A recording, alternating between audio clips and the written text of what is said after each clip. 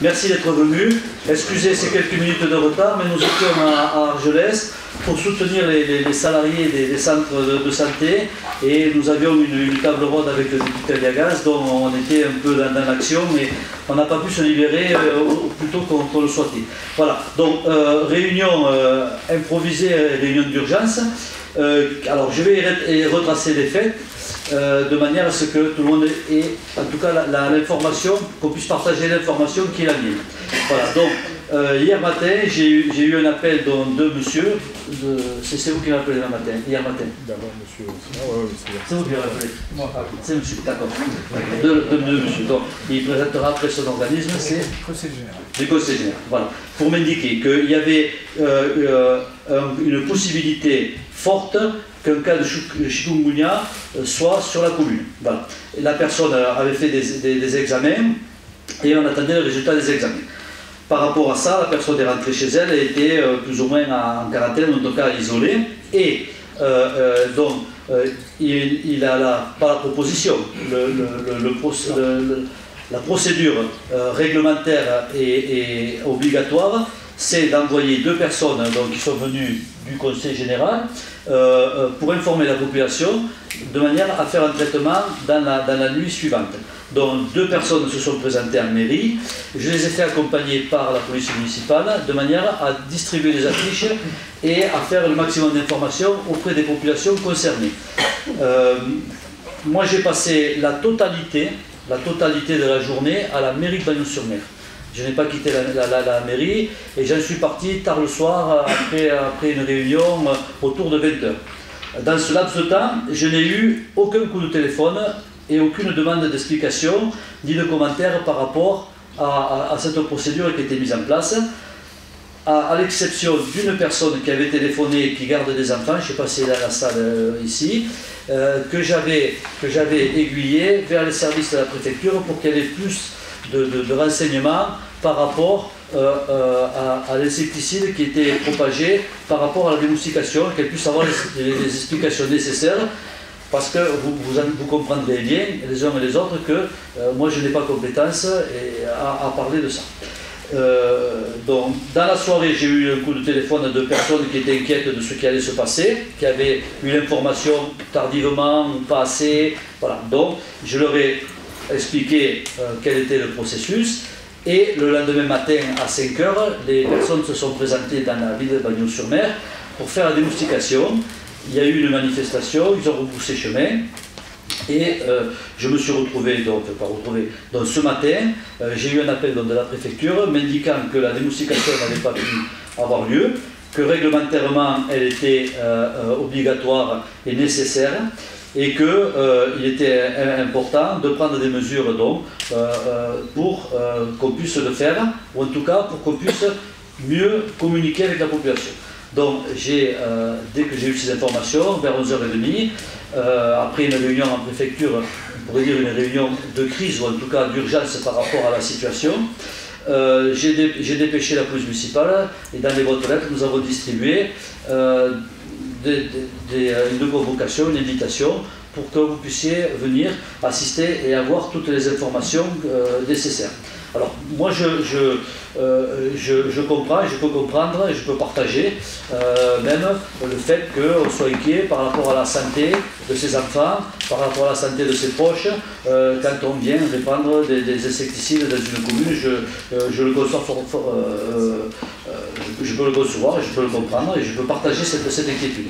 Il m'a semblé qu'on avait plus ou moins anticipé, peut-être pas assez, certainement pas assez, parce que le fait que nous soyons ici réunis démontre que l'information n'a pas fonctionné ou pas suffisamment fonctionné. Donc en ce qui me concerne, ça fait que 2 mois que je suis maire, mais je m'en rappellerai et on essaiera de faire différemment la prochaine fois. J'espère qu'il n'y aura pas de prochaine fois sur des cas comme ça. Voilà, le fait est que la seule chose qui m'interpelle un peu, c'est que j'aurais souhaité que les personnes s'inquièrent auprès de moi, de savoir qu'est-ce qui se passait, de manière... Et après, moi j'aurais pu partager leur inquiétude et partager à la limite leur insatisfaction, si elle me paraissait fondée ou s'il me paraissait qu'il y avait un danger pour des populations quand on répandait des insecticides. Voilà. Ça n'a pas été le cas, j'aurais pu aussi me lever à 5 h du matin, je suis un lève tôt, je l'étais à 6 h, hein, mais ça ne m'aurait pas dérangé pour venir rencontrer les populations et pour discuter avec elles. Ça n'a pas été le cas, je le regrette. Donc, je dis que quelque part il y a certainement, en tout cas on ne s'est pas bien débrouillé, voilà, on va dire ça comme ça, pour que l'information circule suffisamment. Et puis je pense aussi que dans l'autre sens, il n'est peut-être pas assez bien débrouillé non plus pour que l'information me revienne de manière à ce que je puisse agir ou que je puisse être aux côtés de la population.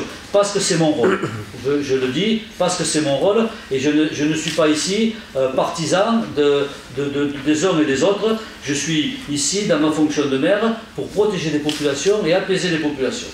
Il me semble aussi que, et je m'adresse à la presse ou aux personnes qui vont communiquer, je ne parlerai plus après, je ne vais pas être très long, autour de cet événement, qu'il faut aussi garder raison et le faire avec prudence, parce que nous sommes dans une station balnéaire et que alarmer les populations sur une épidémie où on risque, et après ces messieurs parleront, hein, mais que moi, avec le peu d'informations que j'ai, ou l'information que j'ai me paraît relativement, entre guillemets, faible ou maîtrisable, il est quand même assez inutile d'alerter les populations, parce que l'image qu'on va renvoyer de notre ville et l'image qu'on va renvoyer aux quelques visiteurs qu'on peut avoir pendant ces jours-ci, et je rappelle que le tourisme est une activité économique importante pour notre ville, par rapport aux viticulteurs, mais par rapport à nos commerçants, bien entendu, et je le dis parce que je ne veux surtout pas que mes propos soient mal interprétés, bien entendu que l'économie ne va jamais surclasser la sécurité et la santé. C'est bien clair dans mon esprit, c'est bien clair dans l'esprit de tout le monde autour de cette table aussi. Voilà, c'était les quelques mots de préambule que je voulais faire. Donc je vais laisser la parole à ces messieurs qui vont répondre à toutes vos questions, à vos inquiétudes, et puis après on verra ce que nous décidons de faire. Très bien, merci monsieur le maire, je ne sais pas si ça marche. Je me présente, je suis Fabrice Roset, je suis sous-préfet, je suis le directeur de cabinet du préfet. Merci monsieur le maire de nous accueillir ici à Banyuls. Je pense que cette réunion est très importante. Juste quelques points sur lesquels je souhaitais revenir et sur les propos que vous avez tenus. D'abord, sur le cas présumé que vous évoquez, c'est un cas confirmé, ce n'est pas un cas présumé. Et par ailleurs, la personne en question a été isolée. Donc ces deux points sont importants. Alors, ici, vous avez à cette table un certain nombre de personnes qui sauront répondre sur les aspects techniques. Nous avons 3 membres du corps médical, 3 médecins qui sont là, et nous avons des spécialistes de la question. Alors, je vais essayer de faire relativement simple. Nous avons donc un cas de chikungunya, alors, qui n'est pas autochtone, c'est un cas qui est importé des Antilles, donc qui n'est pas né sur le territoire des Pyrénées-Orientales. Ça a son importance. Et alors, dès lors qu'une personne est atteinte de cette pathologie, cette pathologie peut aller sur une autre personne, à condition qu'elle soit transportée par un moustique, le moustique tigre, et que ce moustique vienne prendre son sang, et en piquant ou en prenant le sang de quelqu'un d'autre, transmettre le chikungunya à cette autre personne. Donc en gros, vous avez, alors je ne suis pas un spécialiste, mais les choses sont assez relativement claires dans mon esprit, vous avez un vecteur entre deux personnes, un vecteur de cette pathologie qui est le moustique. Donc, pour éviter que cette pathologie soit transmise à une autre personne, il faut s'assurer qu'il n'y a pas de moustique vecteur de cette pathologie. Alors, on a examiné la situation sur Banyuls, fixé un périmètre, parce que c'est ainsi que les choses peuvent se faire réglementairement, un périmètre de 200 mètres autour de 200 mètres autour du lieu de résidence de la personne infectée. Et il a été, dans ce périmètre, décelé des larves de... Non, c'est pas des œufs. Des œufs de moustiques, pardon. Donc si vous voulez, le but, et ce sont les textes qui le prévoient, c'est de faire en sorte qu'il n'y ait pas de moustiques dans ce périmètre et qu'ainsi on puisse rompre un éventuel lien de moustiques entre cette personne atteinte par cette pathologie et d'autres personnes qui pourraient être atteintes. Donc c'est vraiment une mesure de santé publique qui est prise. Et c'était donc l'opération qui a été prévue ce matin à 5h du matin. Alors pourquoi 5h du matin? Parce qu'il faut que ça se fasse dans des conditions météo qui soient favorables. Voilà. Et puis 5h du matin, c'est en principe une heure où il y a moins de monde dehors. Hein, on n'est pas à midi, on n'est pas à 18h. Donc voilà, donc ce sont, et puis il faut en plus des conditions météo de vent qui soient favorables à une opération qui s'effectue dans des conditions optimales. Alors, bon, alors cette réunion-là que vous avez suggérée, monsieur le maire, elle est là pour répondre aux questions de personnes qui auraient un doute, d'une part, sur la pertinence, le cas échéant, de cette opération qui devait être menée ce matin, et puis, on est là aussi, les spécialistes sont là pour répondre aux questions, alors tant médicales, mais qu'opérationnelles, c'est-à-dire on est là pour répondre à vos questions sur les difficultés que vous avez à comprendre, la nécessité, si c'est le cas, de mener à bien cette opération. Et on est là aussi pour répondre, s'il y a des questions à ce sujet, sur la nature du produit qui doit être pulvérisé pour justement se prémunir de toute présence de moustiques dans le périmètre qui a été mis en place. Donc vraiment, l'objectif de cette réunion, c'est de vous éclairer et de répondre à toutes les questions. Nous avons autour de cette table l'ensemble des personnes qui peuvent répondre à vos questions les plus pragmatiques, les plus pratiques, les plus concrètes, mais aussi les plus techniques et scientifiques. Donc, alors, soit on commence, vous faites un point, vous voulez rajouter des choses sur le conseil général, docteur, sur la présentation générale, et puis après on peut éventuellement répondre à des questions, qui vous... Eh bien non, en fait, donc, je suis docteur Vigan, je suis médecin référent sur le plan antidissémination d'un chikungunya à l'Agence régionale de santé à Montpellier. Monsieur le directeur de cabinet a très bien résumé la situation. Vous mettez le micro très près. Oui, je voulais juste préciser effectivement qu'on est dans une démarche de prévention. Le virus du chikungunya ou de la dengue ne circule pas en France métropolitaine, mais le moustique par contre est implanté dans le département des PO, et donc il est possible et potentiellement vecteur, peut transmettre le virus, et c'est pour cela que dans cette démarche de prévention qui est prévue dans le cadre du plan, toute personne, donc nous avons fait une sensibilisation des professionnels de santé sur tout le département, qui nous signalent donc des cas suspects importés, donc de retour de voyage, de personnes qui sont tombées malades, qui ont contracté le virus dans une zone endémique. Actuellement, il y a une forte épidémie de chikungunya dans les Antilles françaises. Et donc ce sont des destinations particulièrement à risque, ces deux maladies, la dengue et le chikungunya. Et donc dans le cadre de ce plan et de cette procédure, toute personne donc, qui revient de voyage, qui a contracté le virus et qui séjourne donc pendant qu'elle est encore malade dans le département, dans une commune où le moustique est implanté, il y a une action de prévention, de démoustication pour éviter qu'une transmission puisse se produire sur le territoire français. Oui. Alors, je voudrais préciser deux petites choses. Vous avez dit, monsieur le maire, que des personnes peuvent être légitimement inquiètes pour la santé de leurs proches. Personne ne peut minimiser ces inquiétudes. On est là simplement pour lever, essayer de lever les inquiétudes qui pourraient être dans l'esprit de certains.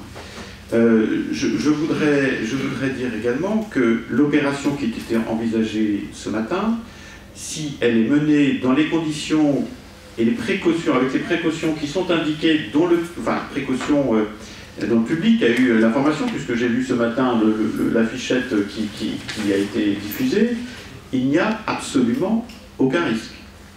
Que les choses soient claires. Troisième chose, je précise quand même que nous sommes ici dans le cadre de l'application de ce qu'on appelle un plan sec, un peu, peu importe, mais de lutte contre la dissémination du chikungunya ou de la dengue. C'est-à-dire que c'est un plan national qui prévoit un certain nombre de précautions, d'opérations à mettre en œuvre, et que l'on a décliné sur le plan local. Donc c'est pas une opération qu'on a décidée hier sur un coin de table. Hein. Donc c'est vraiment des opérations qui sont décidées au niveau national. Et puis ce sont des opérations de lutte antivectorielle qui étaient prévues ce matin, qui sont pratiquées dans l'ensemble des départements français.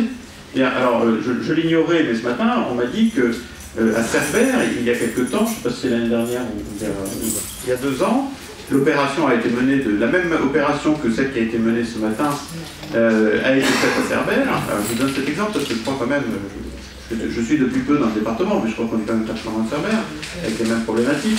Donc voilà, il y a, encore une fois, dès lors que les précautions qui sont indiquées, qu'on va vous rappeler d'ailleurs hein, aujourd'hui, sont prises, il n'y a absolument aucun risque pour la population. Voilà. Et si on doit mettre, on va l'évoquer, mais je laisserai aux médecins le cas échéant le soin de le développer, mais si on doit mettre dans la balance les risques qui n'en sont pas, qui n'existent pas, de mise en œuvre de cette opération qui était prévue ce matin pour la santé des populations, et le risque qu'on aurait à laisser un vecteur de chikungunya, autrement dit, à laisser des moustiques vecteurs de chikungunya, enfin je veux dire, entre les deux, je fais appel à votre bon sens, mais il n'y a pas photo, comme on dit. Quoi. Voilà, que les choses soient claires. Donc je veux que... Je suis... Vous allez poser toutes vos questions, exprimer vos inquiétudes, hein, on va y répondre, mais je veux vraiment que les choses soient très claires de ce point de vue-là. J'avoue avoir été très surpris ce matin en apprenant que cette opération n'a pas pu être menée ce matin, mais je veux dire, il faut... c'est une opération de santé publique, quoi. Voilà, c'est comme si vous me disiez il ne faut pas vacciner les gens, enfin il ne faut pas utiliser les vaccins. Alors je ne parle pas des vaccins de la grippe, machin, il y a eu des polémiques, très bien, sauf que bon, non. Je vous parle d'autres vaccins beaucoup plus courants. Je veux dire, après il faut choisir quoi. Soit on prend le risque, soit on se dit moi entre les deux je préfère vacciner que de. Voilà, si on trouve demain un vaccin contre les maladies très graves, je préfère accueillir ce vaccin plutôt que de prendre le risque d'avoir cette maladie très grave. Après, on va pouvoir répondre sur les pathologies, chez Chikungunya, dengue, si vous souhaitez, mais bon. Voilà, ce sont les éléments de contexte que je voulais que vous ayez à l'esprit. S'il y a des observations préliminaires des uns et des autres, ou bien on peut attaquer, si vous le voulez bien, les... Faire circuler le micro. Voilà. Monsieur Anana, vous voulez faire circuler le micro?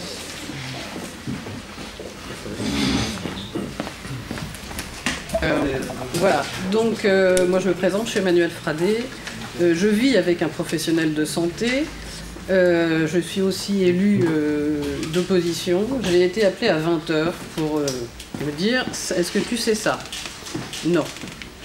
Il y a eu, d'après mes comptes, entre 15 et 17 affiches au total qui ont été mises dans un périmètre effectivement des 200 mètres. Sur des panneaux, parfois il y avait plein d'affiches. Donc personne ne les a vus, c'est très clair. Moi, ce qui me dérange, c'est pas le traitement lui-même. Je veux dire, moi, je ne suis pas scientifique, je ne sais pas ce qui est... C'est pas à moi de juger. Je fais confiance dans l'ARS, je fais confiance... Bon. C'est le manque d'information. Mis à part ces affiches, à ma connaissance, il n'y a rien eu. Il y a des habitants ici qui n'ont pas été mis au courant. Et c'est ce que je déplore. Il n'y a eu aucun professionnel de santé qui a été mis au courant, avec une question toute simple aux médecins qui sont là. Si, par hasard, une personne de Manius était venue à 10h le matin, ce matin, ayant dormi avec la fenêtre ouverte, se retrouver avec une paresthésie faciale transitoire due à ce produit, comme lui, il n'était pas au courant qu'il y avait pulvérisation de ce produit, comment aurait-il pu faire son diagnostic correctement ? Les professionnels de santé n'ont pas été tenus au courant qu'il y avait une pulvérisation. Déjà, ça, je trouve ça un peu choquant. La deuxième chose, c'est que, à mon avis, tous les moyens d'information n'ont pas été pris en compte. Aucune information dans les écoles. Aucune. Et je sais pourtant qu'il y avait eu un rendez-vous à l'école ce même jour. Il y a eu des... À Cerbère, c'est pas une démastication comme ça qu'il y a eu. C'était la première... Enfin, le monsieur avec la chemise blanche, là, j'ai rencontré à 5 h du matin. Moi, j'ai pas bloqué, hein, je suis venue pour m'informer. Cette démastication, apparemment, de ce que monsieur Palot me dit, n'était pas la même. Apparemment, c'est la première fois dans le département qu'il y a une démastication comme ça avec ce produit-là. En tout cas, monsieur Portela, que j'ai vu cet après-midi aussi, m'a dit qu'à Cerbère, il n'avait pas été au courant que c'était ce produit-là, si ça avait été ce produit-là. Alors là, ça me pose aussi un problème d'information de la population. Je ne remets pas en cause le traitement. Encore une fois, je ne suis pas compétente pour le faire. Et c'est pas à moi de prendre ces décisions-là. Et d'ailleurs, monsieur le maire, je pense, a pris la bonne décision de faire appliquer ce traitement. Je le soutiens dans ce domaine. Mais encore une fois, en termes d'information, même, je pense que c'est pas vous qui avez décidé. D'ailleurs, ça a été décidé par la préfecture. Mais de toute manière, si c'était une décision, je vous aurais soutenu sur ce point-là. Hein. Mais il n'empêche qu'en termes d'information, c'est pas possible.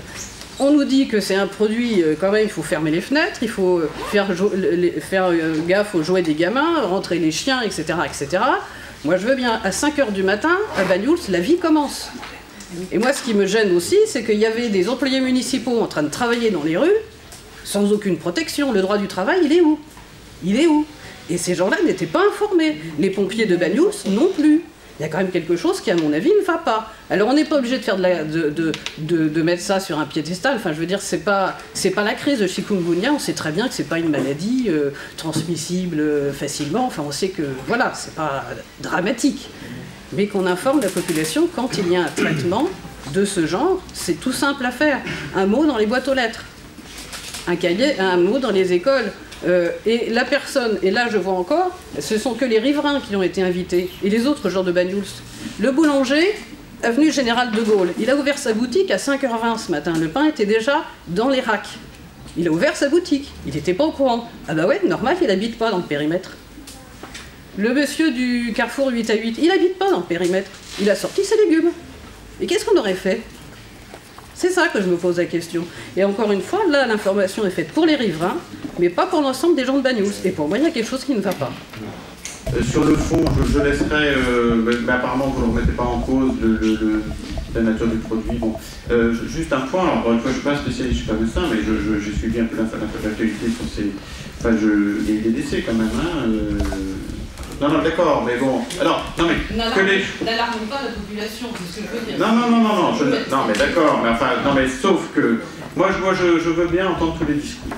Sauf que je préfère dire la vérité, c'est-à-dire que de cette pathologie, des personnes sont décédées, plutôt que si dans 3 mois il y a un décès, vous revenez me voir aux portes de la préfecture en disant « Attendez, vous êtes venu à Banyuls le 6 juin, vous nous avez jamais dit qu'il y avait eu des décès. » Non, enfin, je veux dire, il faut dire les choses. Donc, vous pouvez pas dire que... Je ne suis pas médecin, donc je laisserai la parole au médecin.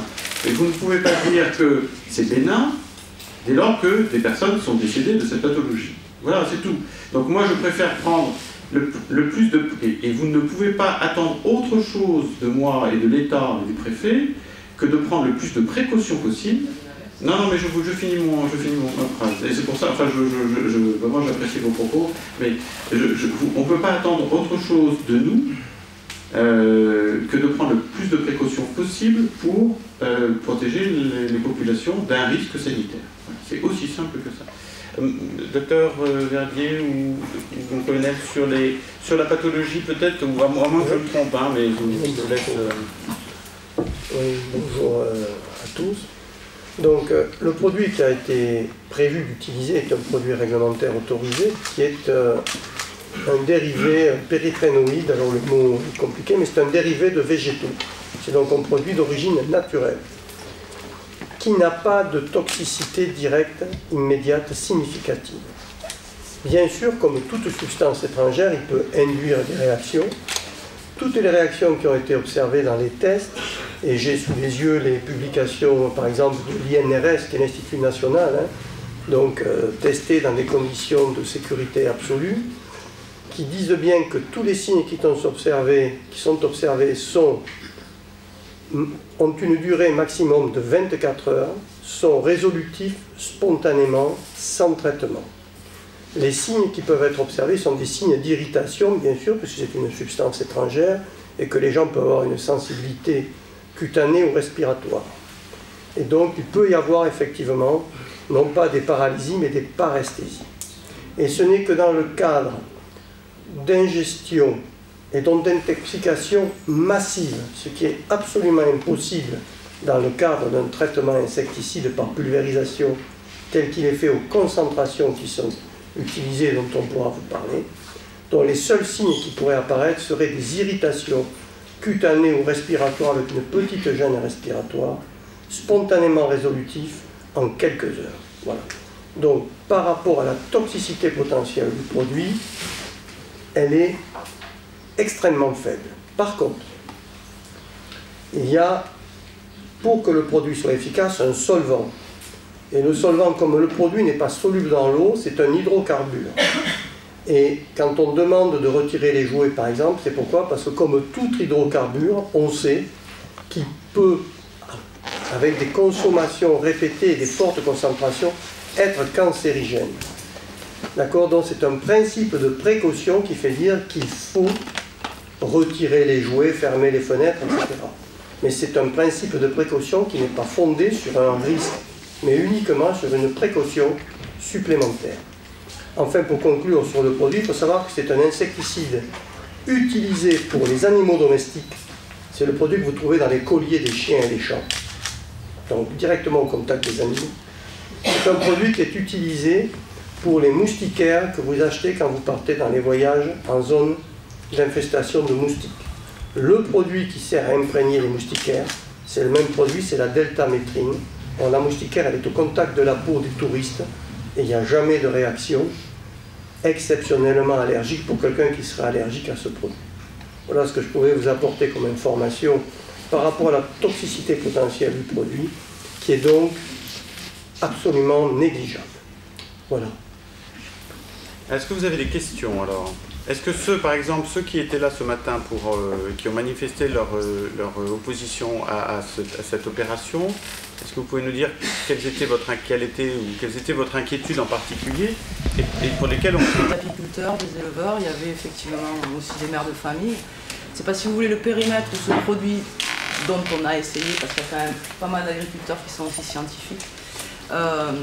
Du coup, si vous voulez, le périmètre consiste à passer l'avenue Puy-Delmas, et le Puy-Delmas, c'est une avenue qui est bourrée de jardins potagers.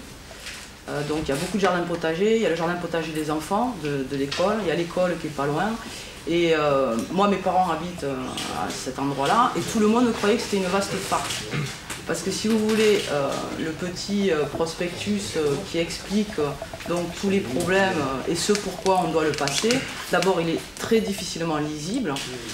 Ce qui est lisible, c'est les grosses pastilles qui indiquent qu'il ne faut absolument pas sortir, qu'il ne faut pas ouvrir les fenêtres, qu'il ne faut pas laisser sortir les animaux. Donc si vous voulez, déjà ça, on se dit c'est pas possible. Et il est très, on dirait que c'est Guignol, quoi, qu'on va aller à la fête de Guignol. Donc voilà, donc nous, si vous voulez, on a pris connaissance de tout ça, et c'est pour ça, Jean-Michel, qu'on ne t'a pas forcément appelé, parce qu'on s'est dit de toute façon, tu relais l'information, et on va pas. J'ai essayé de t'appeler à 10h30, mais c'était pas possible de t'avoir, juste pour te prévenir que nous, en tant que citoyens, parce qu'on avait une marge de manœuvre et qu'on estimait qu'on n'était pas suffisamment au courant, on a pris position. Ça s'est très bien passé, on a expliqué ce pourquoi on était présent, et donc voilà, c'est tout ça, c'est qu'en fait, si vous voulez, par rapport... On n'a pas d'explication, donc après on perd complètement confiance. Ce que vous dites là par rapport à tout ce que vous pouvez dire vis-à-vis de... Du coup on ne sait plus à quel sens se vouer, on ne sait plus. Est-ce qu'on est manipulé, est-ce qu'on ne l'est pas, est-ce que c'est risible, est-ce que ça ne l'est pas? Parce qu'en plus c'est un périmètre où il y a beaucoup d'enfants, il y a beaucoup de jardins potagers, il y a des arbres fruitiers, voilà. Donc du coup on était dans la complète... Et aussi, on a des apiculteurs, et les apiculteurs, ça fait depuis 3 mois, entre Port-Vendre et Bagnous, ils ont perdu 200 ruches. Donc du coup, si vous voulez, il y avait tout ça, et nous, on était là, on voulait discuter, simplement, quoi. Utilisé en agriculture, qui est toxique pour certains parasites des cultures habituelles, comme le chou, le maïs, les aubergines et les tomates. Donc il est utilisé dans plusieurs pays à cette fin. Donc il suffit de laver les légumes, et ce n'est pas dangereux.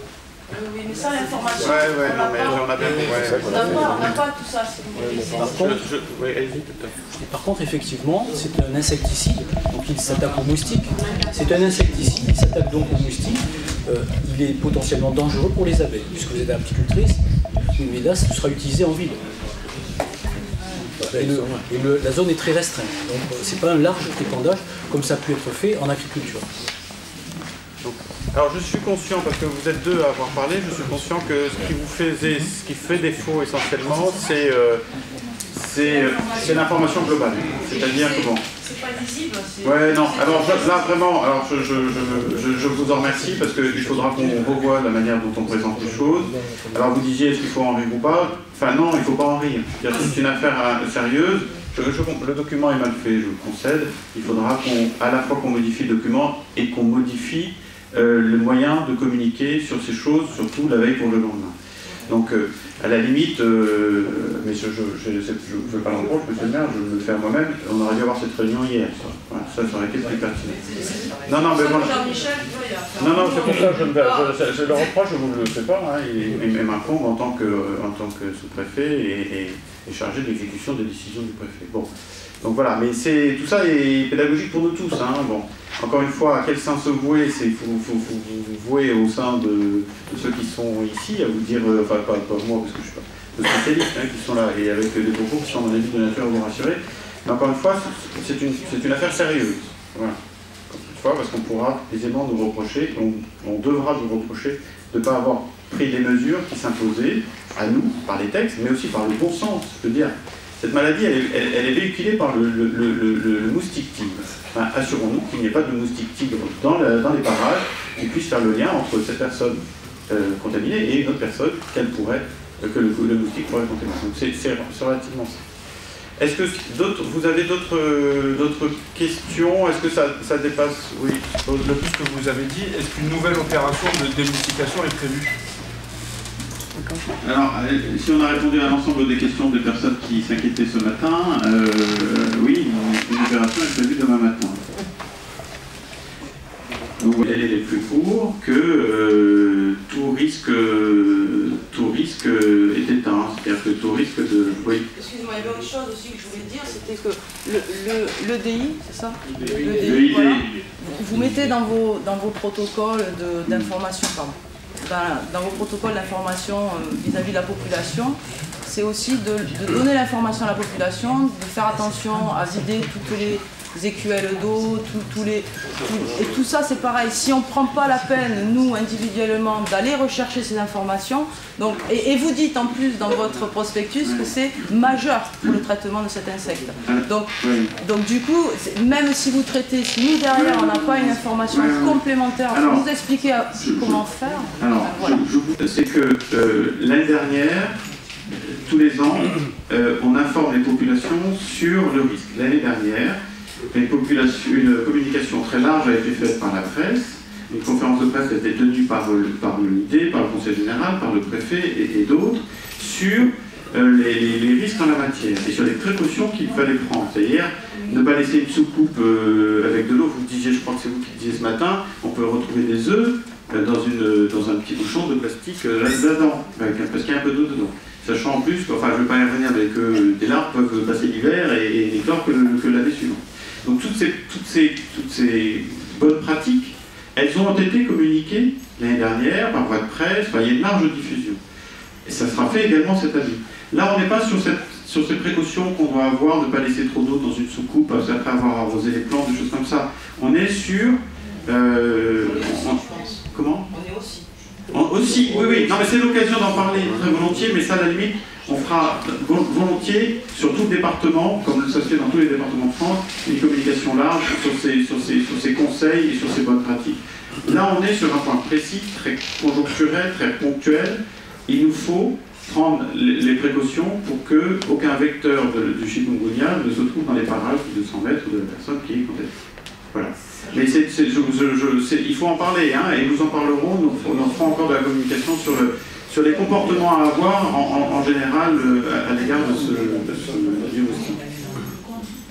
Madame, vous aviez, Madame derrière, vous aviez une question, je crois. On a en partie répondu. Non, je me suis posé la question, un moustique, s'il est dans un périmètre, disons, de 200 mètres, il peut très bien aller un peu plus loin, non? il peut se trouver.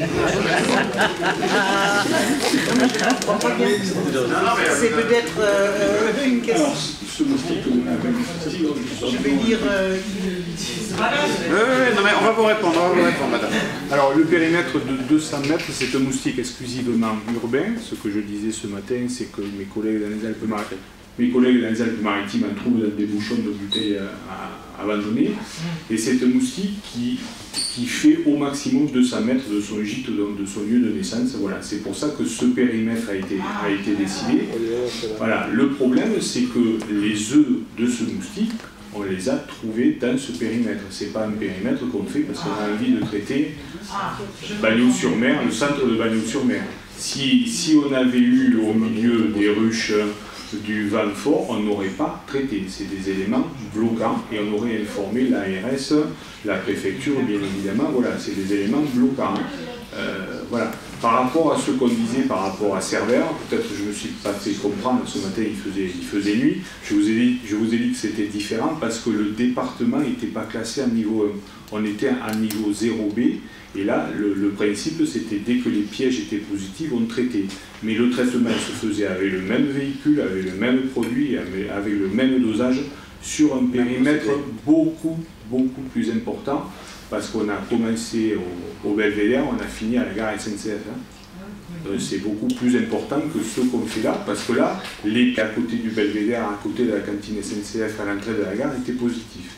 Voilà, alors ça, c'était il y a 2 ans. Cerbère, dont entre-temps le département est passé à niveau 1. Cerbère est colonisé, Port-Vendre est colonisé, Collioure est colonisé, Argelès est colonisé, Bagnols n'était pas colonisé. Voilà. Et les œufs, on les a trouvés où? Les œufs, on les a trouvés dans le pays. Pardon? Dans un arbre? Ah non, alors, oui, c'est vrai que ça aussi. Donc, techniquement, on recrée un gîte artificiel. Pour vous donner une idée, c'est un pot de 5 litres, un pot style pot de plante. On met de l'eau dedans, et sur cette eau, on met un polystyrène de 5 cm, parce que le moustique a la particularité de pondre à la limite de l'eau. Et nous, tous les mois, on récupère ces polystyrènes et on les analyse. Et on les analyse aussi quand on a des cas suspects. Il se trouve que le cas suspect, voilà, si on l'avait trouvé ailleurs, on n'aurait pas traité. Il se trouve que ce pot positif était dans le périmètre des 200 mètres.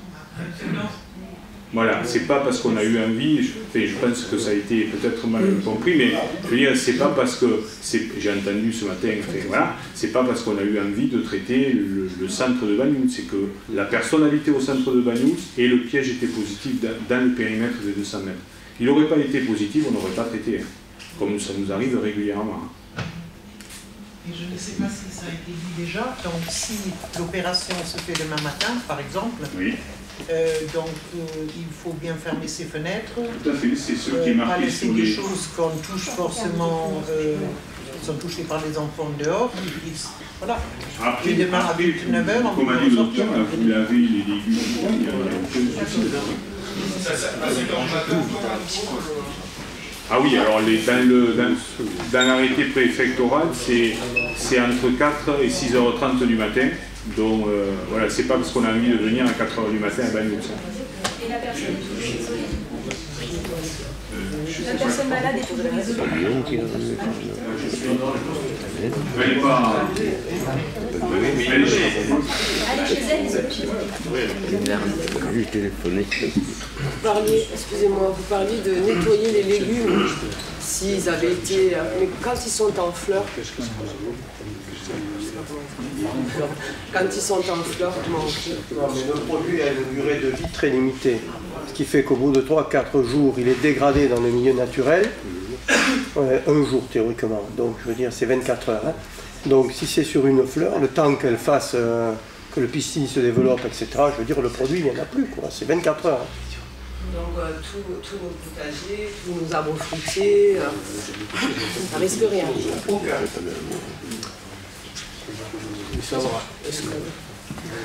Comme on est en station balnéaire, justement, on est à la mer et tout, les risques particuliers de ce lieu, est-ce qu'on était pris en compte par rapport au traitement peut-être que la mer n'est pas loin, qu'il y a voilà, des... Alors, surtout dans la deltamétrine est toxique, vous pouvez le voir sur les organismes aquatiques, c'est-à-dire on a une zone de non-traitement de 50 mètres de tout point d'eau. Comme je vous disais ce matin, le point d'eau est amené sur la plage. La plage avec l'endroit où on a traité, c'est 75 mètres. Voilà, c'est une zone de non-traitement.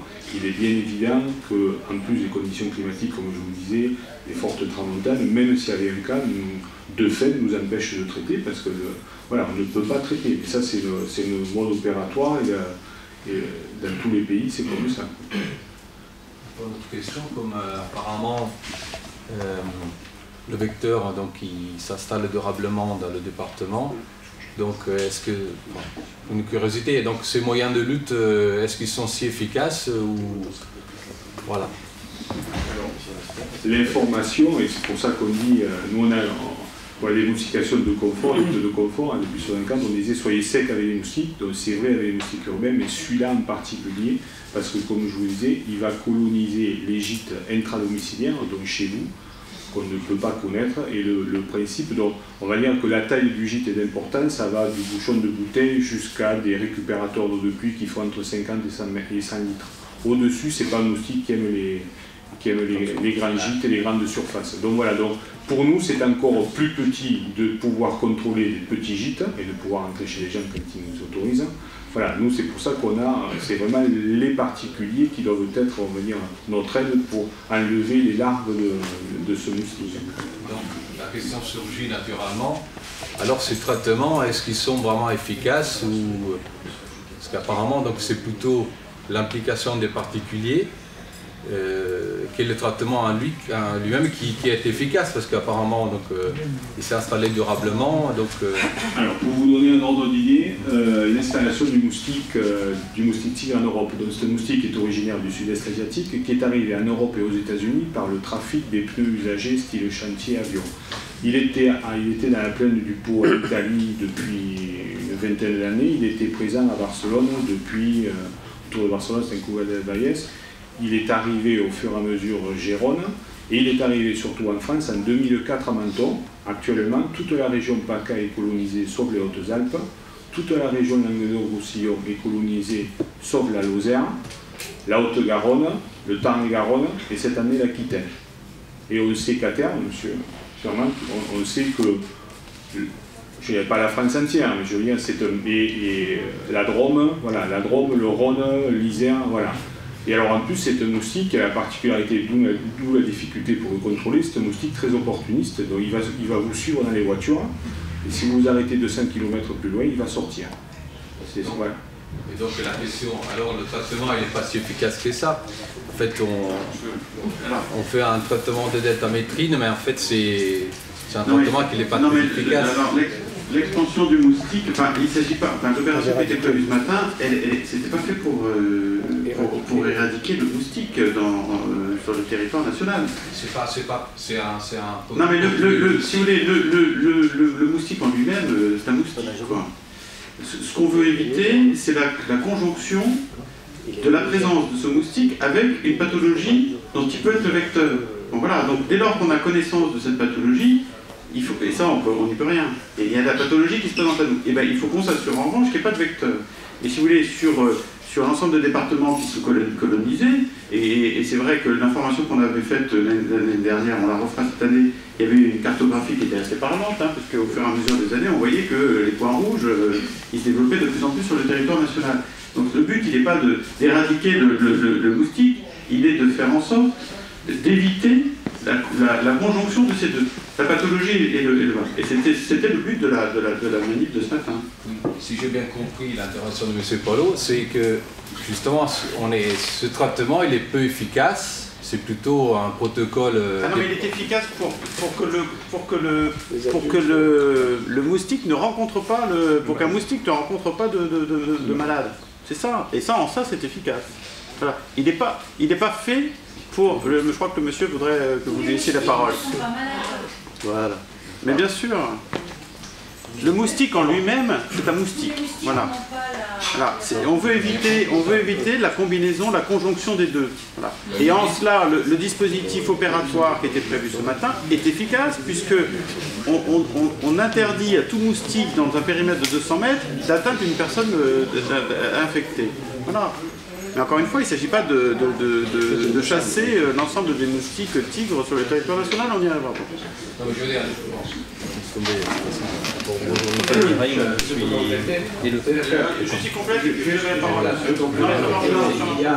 Il y a deux choses différentes. Il y a les précautions qu'on prend quand on a un cas importé dans une zone où le moustique est déjà présent pour éviter d'avoir après des cas autochtones.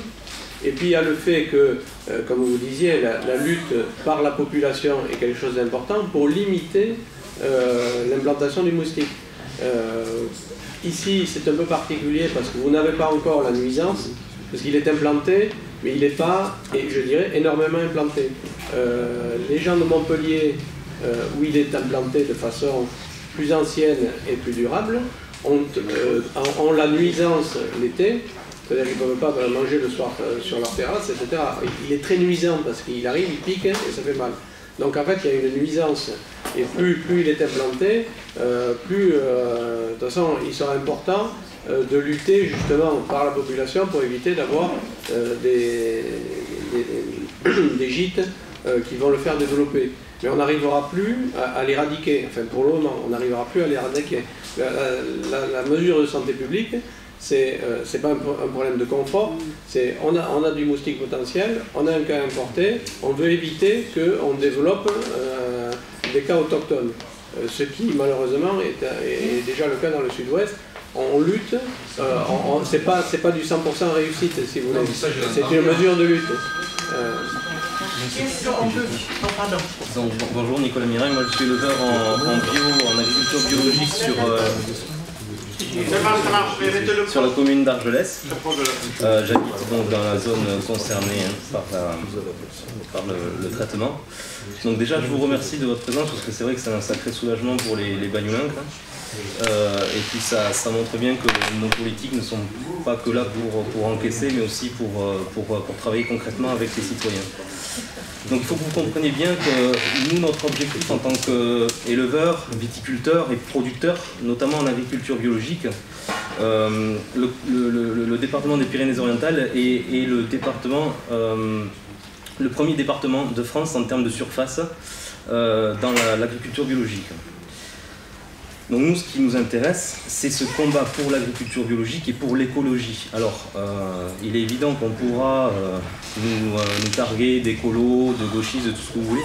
C'est pas vraiment ça qui nous motive, c'est vraiment la vie biologique dans le milieu dans lequel on évolue. Parce qu'une plante, elle évolue avec des animaux, et nous-mêmes, nous évoluons avec des plantes, ce que disait la jeune fille tout à l'heure, en mangeant nos produits de nos jardins, en respirant les fleurs de nos balcons, en embrassant nos enfants jouent avec les cailloux qui sont au sol. Et tout ça, ça a une conséquence. Conséquence sur quoi? C'est pas pour rien que une des dernières études concernant les cimetières en Allemagne font qu'en Allemagne, ça marche pas trop comme nous, il n'y a pas forcément de concession. Au bout de 30 ans, on sort les personnes de leurs tombeaux pour les mettre dans des sortes de fosses communes. On s'aperçoit aujourd'hui que les gens n'arrivent plus à se décomposer. Voilà. Donc là, on est en train de se poser la question de savoir si ça ne vient pas des pesticides, des insecticides, de l'hygiène alimentaire, soit, c'est un autre débat. Je reviens sur le combat que nous avons essayé de mener aussi ce matin. Il y avait cet aspect de l'information, mais il y a aussi l'aspect du bio, des abeilles, de la vie écologique locale. Et il est vrai que nous, ce qu'on essaie de vous faire comprendre, c'est qu'on veut réfléchir avec vous, c'est évident. Et il est aussi évident que si vous ne voulez pas réfléchir avec nous, on continuera le combat, enfin en tout cas moi. Réfléchir, ça veut dire quoi? Il y a une période d'incubation pour la maladie, on est d'accord. Il y a une période de contagion, on est d'accord. Moi, ce que j'aimerais savoir, c'est si est-ce que cette personne-là est encore dans ce cas de contagion. Docteur? Oui, elle est encore contagieuse. D'accord. Non mais attendez, on ne serait pas là, franchement. on ne serait pas là depuis hier à organiser une opération comme elle a été prévue ce matin à 5 h. On ne serait pas là pour enfin je veux dire, on ne fait pas ça pour s'amuser. C'est que vous aimez à pratiquer dans le plan sec, c'est ce que vous appelez le principe de précaution. Oui, il n'est pas seulement dans le plan sec. Oui, voilà. En l'occurrence, c'est pour cette action-là. Sachez que nous, je ne sais pas comment on fait pour le moment. Il faut la plus pour dire. Sachez que là je le mange, c'est pas très agréable. Le problème du principe de précaution, c'est qu'on met en mesure des protocoles,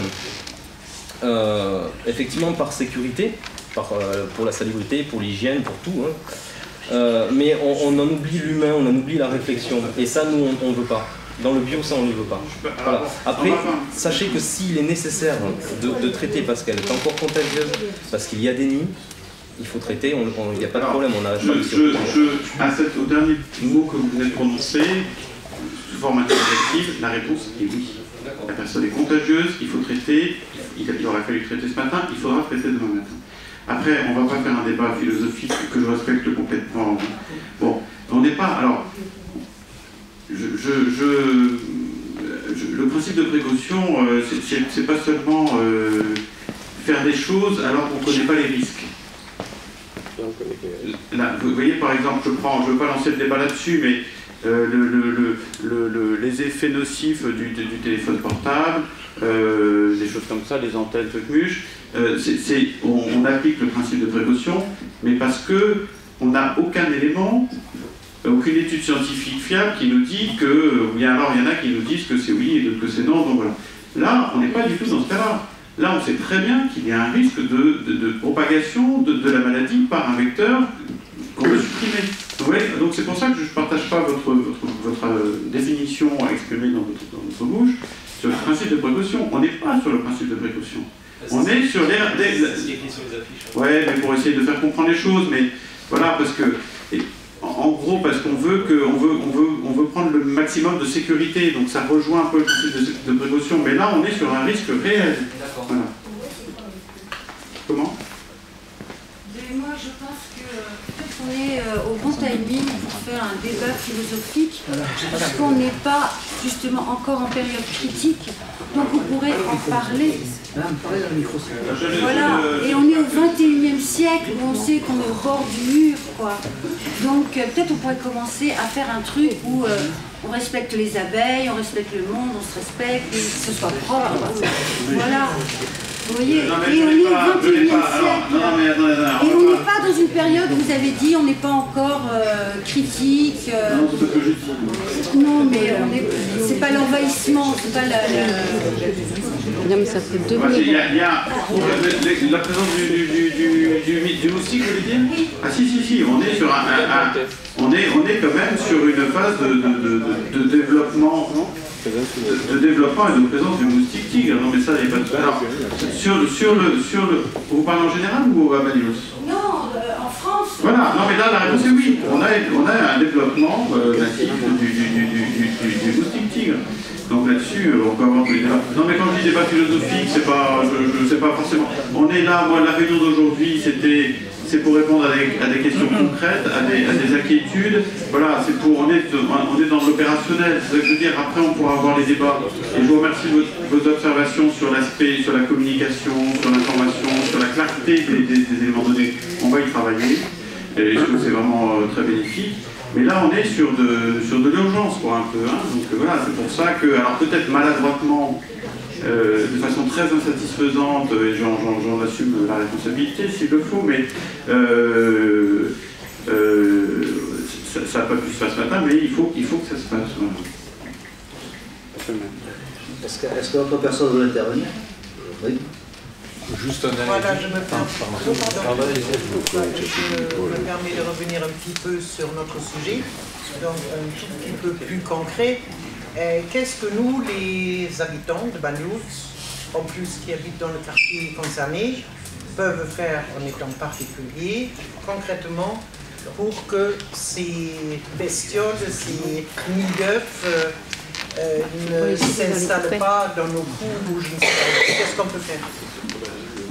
laisser d'eau dans la poubelle. On n'est pas sur la phase aujourd'hui, demain, on est sur la phase générale. Hein. Oui, oui. Donc, comme vous disiez, M. Herman, ce moustique est particulièrement nuisant, à la différence des moustiques là, il fait mal, c'est typique, il fait mal, mais il fait mal comme un moustique classique, il devient vecteur quand il est appliqué une personne malade. Comme je vous disais tout à l'heure, les larves de moustiques vivent dans l'eau.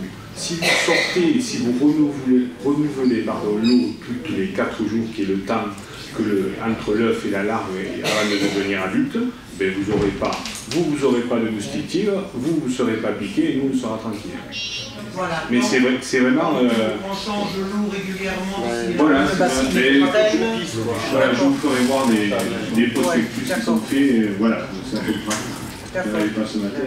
Et il n'y a pas de. Il n'y a que l'eau en fait. Tout à fait. Les larves sont attirées par l'eau. C'est les larves qui. Alors, en plus, la particularité, ce qui est important, c'est que si un moustique a pondu un œuf en novembre, l'œuf est complètement viable l'année d'après. Donc, il va se remettre en eau par les pluies, par les arrosages de pelouse, par les récupérateurs d'eau de pluie qui font fluctuer le niveau du récupérateur à l'intérieur. Voilà. Quand je dis fluctuer, c'est quelques centimètres à l'intérieur. Hein. Donc avant, en fait, ça n'existe plus, les comportes à mouiller ou quoi, c'était des gîtes idéaux. Là. Voilà. Alors, encore une question, monsieur, vous avez une question? Oui, c'est juste pour revenir au pragmatique. Voilà. Espérons qu'il n'y a pas un prochain cas comme ça, mais ce serait bien de prévenir justement donc, les apiculteurs, ce serait bien de prévenir un peu plus les habitants du quartier et aux alentours, et aussi les personnes qui font des activités, des productions agroalimentaires dans le secteur, parce que c'est des points sensibles. Je l'ai dit ce matin et je le redis, nos modes opératoires préviennent l'ADAPRO LR, qui est de l'organisme, et les apiculteurs de Banou, puisque j'ai eu un retour de mail, ont été prévenus. Après, vous pouvez me dire, pas tous les apiculteurs, mais ça... Mais voilà, alors là, je pourrais vous faire revoir comment c'est, mais c'est bien, ça a été vraiment... Voilà. On est là pour améliorer ce programme. C'est pour ça qu'on a réussi. Il faut vraiment que ça nous serve de leçon pour qu'on travaille autrement, et ça, j'en prends vraiment. Alors, est-ce que vous avez des questions sur les aspects concrets? Pas de principe de précaution, monsieur. Allez, d'abord madame. Voilà. Je voulais demander à Manuel, qui est ingénieur en agroalimentaire, etc., ce qu'il pense de ce produit. J'essaie de le dire, mais bon, on ne se comprend pas, donc c'est pas l'occasion. Pas dangereux le produit. Malheureusement. Sur ce produit. Mais bon, il faut faire. Là, on est dans un débat pragmatique, alors on peut pas. On a déjà expliqué la nature du produit qui doit être employé et l'absence de risque. Ça, on l'a déjà évoqué tout à l'heure. L'absence de risque, on ne peut pas dire comme ça parce que vous prévenez qu'il y a un risque qu'on faut. Ah, mais il y a des précautions à prendre. Il faut. Moi, je demande si vous pas d'être. Si vous voulez aller tous les matins au petit déjeuner, oui, il y a un risque. Non, mais c'est pas. Il faut pas non plus nous prendre pour des gens qui connaissent rien. Donc, il faut juste dire, il y a un risque parce que je peux ne pas avoir envie de l'ingérer ou de l'avoir sur la main, même pendant 2 minutes. Oui, mais c'est pour ça qu'on vous... Donc si je sais qu'il y a un traitement, vous devez m'informer qu'il y a un traitement. Vous devez m'informer. Voilà, c'est ça. Et vous ne l'avez pas fait. Ou très mal. Non, mais je viens de le concéder, je ne vais pas flageller toutes les 2 secondes. Et non plus de dire, c'est un traitement comme un autre, non, parce que justement il y a un protocole. Non, mais trouvons un juste équilibre entre on a mal informé machin, et puis attention, c'est super dangereux parce que avec des précautions que l'on indique dans les documents mal faits, j'en conviens, voilà, il n'y a pas de risque pour la santé. On traite quand même le cœur d'un village, c'est pas. Où aura lieu exactement le traitement? On n'y aille pas. J'aimerais savoir où aura lieu exactement le traitement, s'il vous plaît. Où aura lieu le traitement? Le périmètre, c'est entre la cave et les toits, le Vienne-Manière, de ces 200 mètres qui englobe quasiment le front de mer, je dis bien quasiment le front de mer, et c'est dans 200 mètres en montant, comme vous avez à l'âge, vers l'avenue du Puy-de-Dôme. Alors, je explique bien, on ne fera pas 10 mètres de plus en dehors du périmètre, ça, on n'a aucune utilité à faire. Voilà. Ça suffit qu'on soit courant du périmètre. C'est le moustique qui fait 210 mètres. Une dernière question, mais après on va arrêter parce que c'est automatisme. Étant donné que moi je considère en tant que citoyen bagnolingue, je considère en tant que citoyen bagnolingue subir par ce traitement un certain préjudice. Préjudice vis-à-vis de mon potager qui est bio, vis-à-vis de mes animaux que j'ai dans mon jardin dont je mange les œufs. J'ai des agneaux. Il y a un voisin qui a un mulet, qui a aussi d'autres agneaux. Donc tous ces animaux vont inhaler ce produit. Donc moi je considère qu'on subit un préjudice. Quelle est la responsabilité de la personne malade? C'est juste une question. On voit pas, alors là, ça va pas être un débat philosophique ou idéologique, ça va être un débat juridique. Mais... Non, mais d'accord, mais c'est pas, si vous voulez, Nicolas, il traite que le droit toute la vie, ça n'ira pas chez toi. Alors, l'opération qui doit être menée, elle est de la responsabilité de l'État, elle est faite par décision préfectorale. Voilà, s'il y a un dommage, le lien de causalité, il résulte de la décision de l'État, elle ne résulte pas de la pathologie de cette personne. Voilà, si vous estimez que vous avez subi un préjudice, vous allez devant le juge administratif pour demander réparation de ce préjudice qui résulte quoi? Non, mais vous, c'est le sens de c'est la question. On va perdre du temps. C'est le pourquoi? Non, mais c'est la question. Pourquoi? C'est quoi? Pourquoi perdre du temps? Non, juste parler. Très bien commençant les institutions administratives, notamment avec les agriculteurs. On voit le dernier jugement qui vient de sortir pour Jean-Luc Prévost. Non, mais après, c'est plus le même débat, monsieur. Alors, juste, est-ce que les personnes. Comment? Ça s'appelle la vie locale. Oui, d'accord. Non, mais vous parlez de la responsabilité. Je vous le dis, c'est pas cette personne-là. C'est la personne qui est à l'origine de la démarche. La démarche, c'est l'opérationnel, c'est le préfet, c'est l'État. Donc c'est l'État qui est responsable de cette opération si vous subissez un préjudice. Est-ce qu'on a répondu à l'ensemble des questions? Enfin, est-ce que l'ensemble des personnes qui étaient présentes ce matin et qui ont agi de la sorte sont dans un autre état d'esprit et demain matin on est susceptible de mener à bien cette opération? Moi je mets en conditionnalité parce que c'est le traitement, enfin hier il y a eu cet affichage assez limité. Ce matin, ça s'est passé comme c'est passé. L'invitation pour la réunion publique a été faite entre midi et 2h. La réunion là elle est à 16h. C'est une journée, aujourd'hui beaucoup de personnes travaillent ou devaient travailler. Et donc, je ne sais pas, peut-être il n'y a encore pas tout le quartier qui est au courant.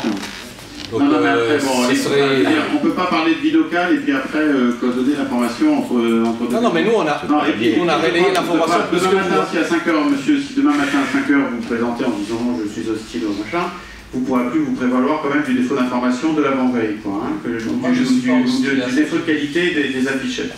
Voilà, c'est une chose. Bon, mais que les choses soient claires, si vous êtes manifesté une hostilité demain matin à 5h, je peux vous dire que cette opération elle sera réalisée. Bon. On a une responsabilité, c'est une responsabilité de préserver la santé des citoyens. Voilà. Et la préservation de la santé des citoyens, elle passe par cette opération. Elle n'a pas pu se faire ce matin, pour les raisons qu'on a évoquées, et encore une fois, j'en prends vraiment toute ma part de responsabilité au nom de l'État, et on en tirera les conséquences pour que la communication se fasse vraiment de façon beaucoup plus claire, beaucoup plus précise, bien en amont. Ça, je demande d'ailleurs au service de l'État et puis d'en tirer les conséquences, y compris à la RS 34, mais il faut qu'on communique mieux. Alors, et ça se fera aussi mieux en concertation avec les élus. Mais je suis désolé, enfin je veux dire là, je ne sais pas depuis combien de temps on est là, mais on vous a expliqué quand même l'absence de risque de ce produit. Bon voilà, maintenant s'il y a une hostilité demain, je suis désolé, mais elle devra s'effacer sur l'impératif de santé publique. On ne s'est pas compris, mais c'est évident. Non, je disais juste si vous pouvez remettre des affiches dans la zone de... Ah oui, d'accord, on ne s'est pas compris. Je demandais juste ça, parce que peut-être qu'il y a encore des gens qui ne sont pas au courant, j'ai dit juste ça. Mais profitez-en pour diffuser la bonne parole. Attends 2 minutes. Vous avez ouvert. Juste dernière question technique.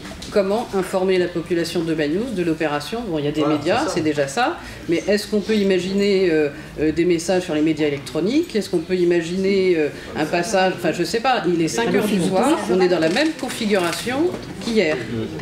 Donc, comment on fait pour qu'à 5h du matin, les gens restent chez eux en appliquant les précautions? Enfin, voilà, c'est tout. On a donc...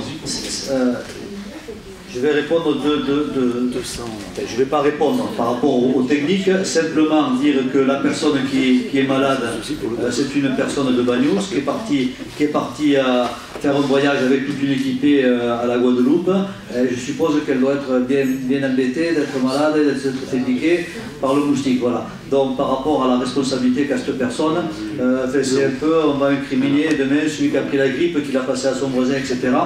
Je pense que ça fait partie des choses de la vie, ça fait partie surtout de la solidarité qu'on doit avoir dans un village par rapport à cette personne, et on doit s'inquiéter davantage de sa santé et de son bien-être que plutôt d'aller essayer de l'accueillir. Bon, ceci étant dit, je pense que le débat a eu lieu, il a été relativement nourri. Je pense que les services de l'État, je rappelle, qui sont à l'origine et qui sont en responsabilité de cette opération, y compris de l'information, ont entendu le message des Bagnouliens. Je l'ai entendu aussi, et je veux bien prendre ma part dans le fait que l'information n'est pas suffisamment circulée, tout en sachant que voilà, je suis quand même très étonné de ces réactions. Mais bon, peu importe.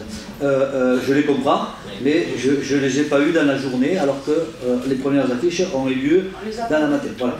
Donc, je comprends, on ne va pas revenir sur ce débat, on a tous fait notre mea culpa, je pense que demain les choses doivent bien se passer. On est dans un problème, une problématique de santé publique, vous le comprenez tous, et donc la responsabilité des uns et des autres, et la mienne en particulier, c'est de veiller à la santé et à la sécurité des concitoyens qui m'ont élu à cette tâche. Voilà, donc l'information à 11h30, pourquoi on a passé dans les boîtes aux lettres à 11h30? Parce qu'il y avait une réunion en préfecture qui n'était pas terminée et on ne connaissait pas encore, en tout cas je ne connaissais pas encore les tenants aboutissants de cette réunion. J'avais envoyé Jean-Michel Gascou, qui est adjoint au maire, qui est médecin, qui nous a, je suis persuadé, magnifiquement représenté là-bas, et donc qui m'a passé l'information très rapidement par téléphone, et dès qu'on a eu l'information, j'ai réquisitionné la police municipale qui a fait un peu de régime parce qu'elle n'a pas mangé, pour aller le plus vite possible. Ce ne sont pas les seuls, ce ne sont pas les seuls, me dit monsieur, donc, et je vais le comprendre, qui ont été réquisitionnés et qui ont mis dans l'ensemble des boîtes aux lettres de la zone des 200 mètres l'information par rapport à cette réunion d'aujourd'hui. Voilà. Donc, je pense que l'information est maintenant diffusée. Je pense qu'on a aussi un souci, d'après ce que je comprends, d'efficacité, et qu'on ne peut pas repasser encore X heures et X temps à communiquer, sinon le traitement on ne le fera jamais, et à force on aura réellement un pépin et un problème de santé publique. Donc voilà, moi ce que je vous propose, c'est que les personnes qui sont ici sont dans la démarche citoyenne, parce que j'ai bien compris que tout le monde est soucieux de sa démarche citoyenne. Eh bien, je pense que vous devez vous sentir investi, y compris moi-même, de faire passer l'information le plus possible autour de vous dans vos quartiers. On ira encore mettre quelques affiches et quelques prospectus qu'on ira essayer d'afficher le plus, mais je pense qu'il est impossible de continuer à ne pas faire cette opération. J'ai compris que de toute façon les services de l'État sont fermes là-dessus et feront cette opération. Voilà, donc elle se fera demain matin. À nous tous de jouer notre rôle de citoyen. Voilà, à nous tous de jouer notre rôle de citoyen. On tirera les uns et les autres. J'ai entendu monsieur le sous-préfet, mais vous m'avez entendu aussi. On tirera les uns et les autres les conséquences de cette péripétie de manière à éviter que ça se reproduise. Voilà. Je vous remercie à tous et à toutes d'être venus. Peut-être à tous une bonne soirée.